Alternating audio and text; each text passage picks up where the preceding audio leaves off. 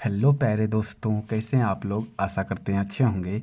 तो आज हम सामान्य ज्ञान बताने वाले हैं जो हर एक एग्जाम में बार बार पूछा जाता है और बहुत ही महत्वपूर्ण है। तो पहला क्वेश्चन पर आते हैं कि रामायण के रचयिता कौन थे। रामायण के रचयिता कौन थे। तो देखो ऑप्शन दिया है वेद व्यास, तुलसीदास, वाल्मीकि और कालिदास। तो रामायण के रचयिता कौन थे। तो महर्षि वाल्मीकि थे। कौन थे। वाल्मीकि थे, महर्षि वाल्मीकि। ऑप्शन नंबर सी हो जाएगा। ठीक है। और इन्हें आदि कवि भी कहा जाता था। संस्कृत के ये पहले कवि के रूप में जाने जाते थे, महर्षि वाल्मीकि। तो ऑप्शन नंबर एक का होगा सी। दूसरा है भारत में सबसे लंबी नदी कौन सी है।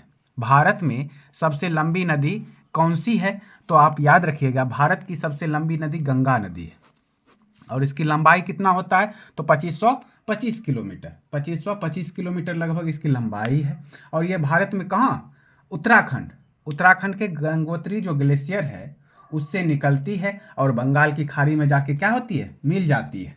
तो समझ गए, सबसे लंबी नदी गंगा नदी। फिर तीसरा क्वेश्चन है, नीति आयोग की स्थापना किस वर्ष हुआ था। तो नीति आयोग की स्थापना हुआ था 2014 में। नीति आयोग की स्थापना कब हुआ, 2014 में। सॉरी 2014 नहीं होगा, ऑप्शन ए नहीं होगा, ऑप्शन नंबर सी बी होगा, 2015 में।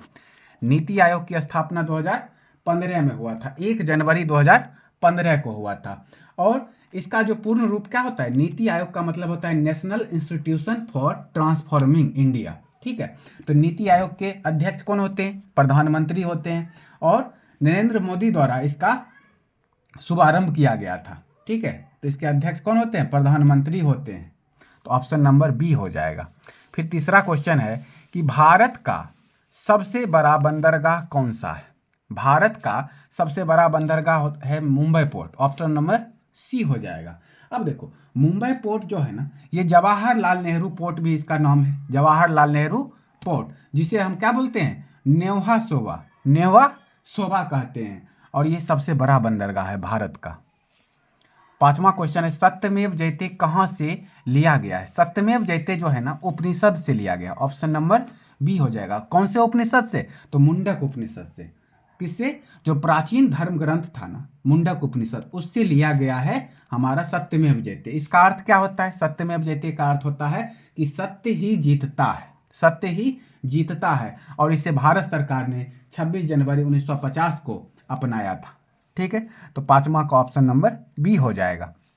छठा क्वेश्चन है कि संविधान सभा के अस्थायी अध्यक्ष कौन थे। तो संविधान सभा के अस्थायी अध्यक्ष थे doctor Rajendra Prasad. Option number A हो जाएगा, राजेंद्र प्रसाद। ठीक है।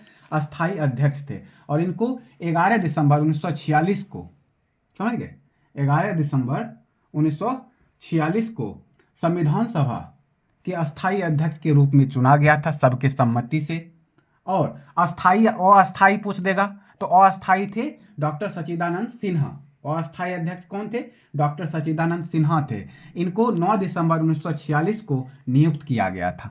तो संविधान सभा के अस्थाई अध्यक्ष doctor Rajendra Prasad. Option number A हो जाएगा। सातवां क्वेश्चन पर आते हैं कि भारत में सबसे ऊंची चोटी कौन सी है। भारत में सबसे ऊंची चोटी है कंचनजंगा।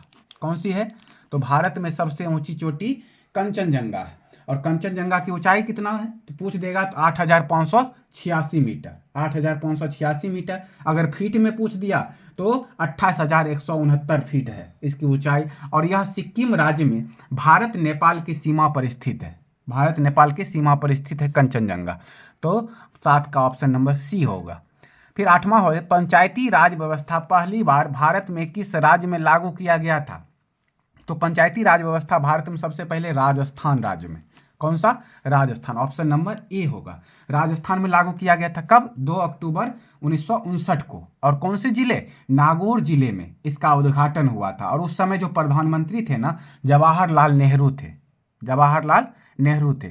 कौन सा जिला हो, राज्य हो गया राजस्थान। जिला पूछ दिया तो नागौर जिला किसने किया था, तो प्रधानमंत्री पंडित जवाहरलाल नेहरू। और कब किया था, तो 2 अक्टूबर 1959 को।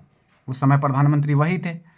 तीसरा क्वेश्चन है, सॉरी 9वां क्वेश्चन ना, भारतीय राष्ट्रीय ध्वज को किसने डिजाइन किया था। राष्ट्रीय जो ध्वज है इसको डिजाइन किसने किया था, तो पिंगली वेंकैया ने। ऑप्शन नंबर सी होगा, पिंगली बेंकिया। पिंगली बेंकिया ये एक स्वतंत्रता सेनानी थे और इन्होंने ही ये राष्ट्रीय ध्वज का निर्माण किया, तिरंगा जो है इसका डिजाइन बनाया था।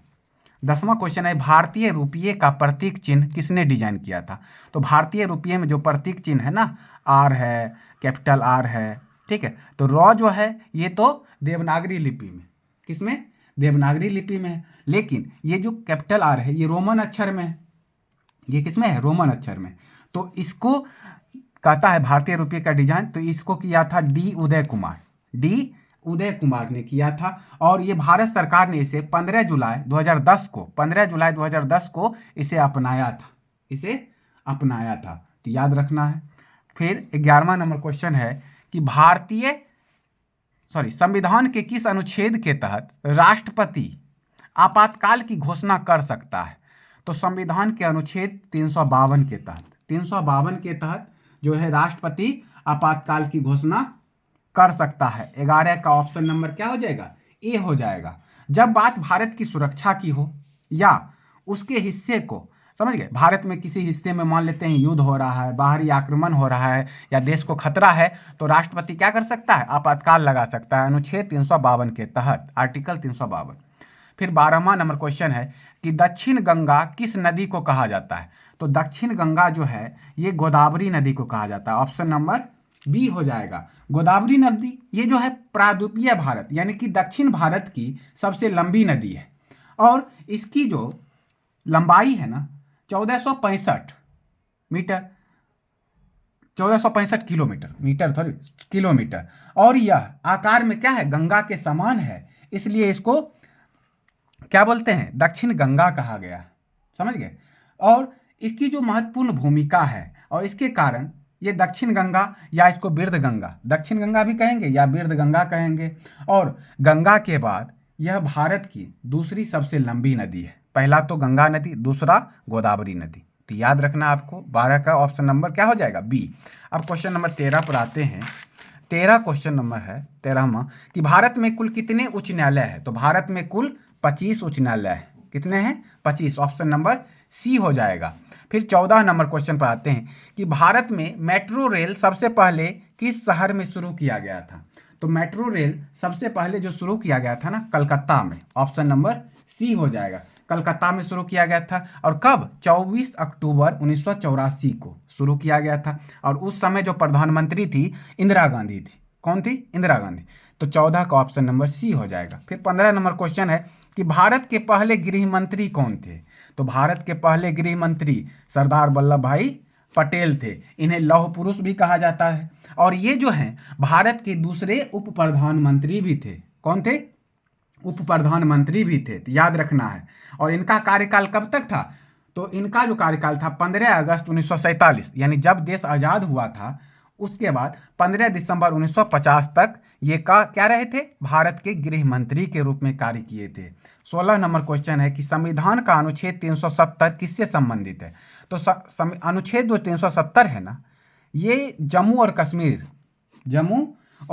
कश्मीर से संबंधित है, यानी कि जम्मू और कश्मीर राज्य को जो विशेष संवैधानिक दर्जा देने के लिए ये अनुच्छेद 370 था और इसे भारत सरकार ने 5 अगस्त 2019 को क्या किया? हटा दिया।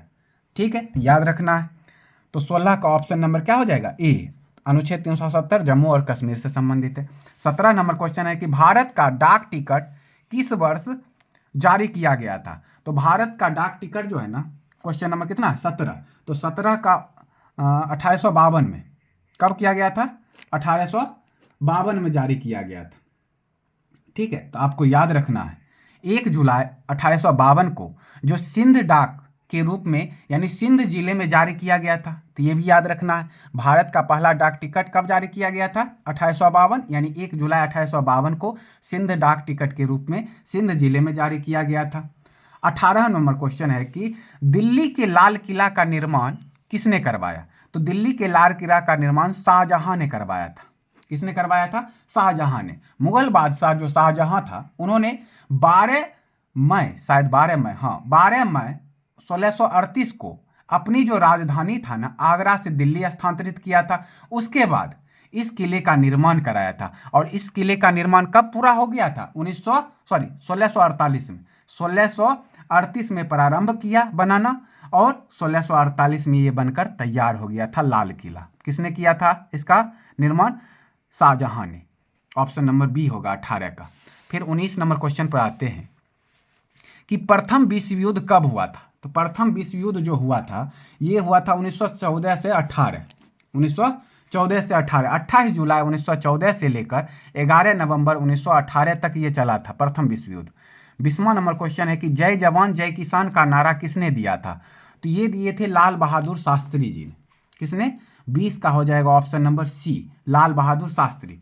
इन्होंने 1965 के जो भारत पाकिस्तान युद्ध हुआ था ना, उसके दौरान दिल्ली में एक जो जनसभा था उसमें देश की रक्षा करने वाले जो सैनिक थे और अन्न उत्पादन करने वाले जो किसान थे उनको मनोबल बढ़ाने के लिए ये नारा दिए थे।